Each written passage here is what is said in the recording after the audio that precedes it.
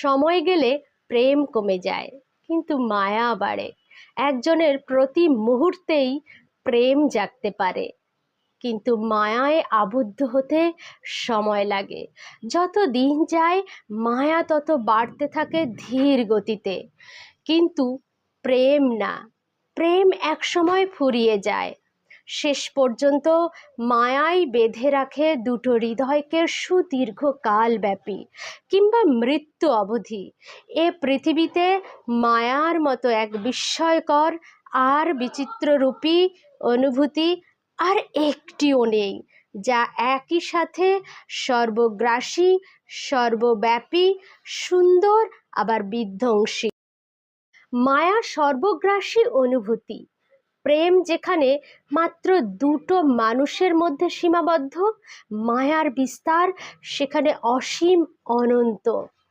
মানুষ শুধু মানুষের প্রতি বা কোনো জীবের প্রতি মায়া অনুভব করে না।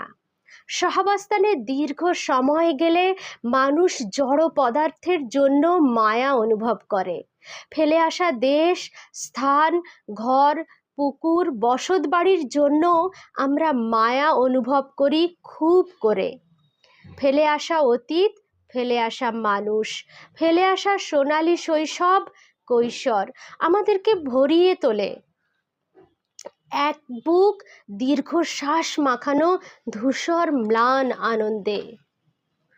কারণ ফেলে আসা সেই সব স্মৃতিময় অতীত আমাদেরকে নিয়ে যায় মায়ার ঘোর লাগানো এক বিমুগ্ধকর জগতে। মায়া কি সবসময় সুন্দর কোনো অনুভূতি? না, অনেক সময় মায়া বিধ্বংসী এক অনুভূতি।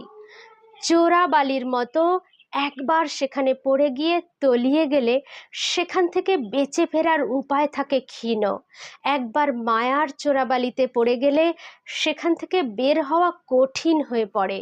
তবুও যত কষ্টই হোক মায়ার বাঁধন আমাদেরকে ছিন্ন করতেই হয়, ধ্বংস না হওয়ার জন্যে।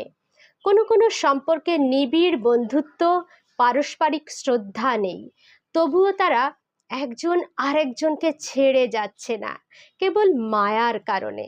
যত কষ্টই হোক ওই সকল বিষাক্ত সম্পর্ক ছিন্ন করতে মায়া যেন না দাঁড়ায় আমাদের মাঝে বাধা হয়ে।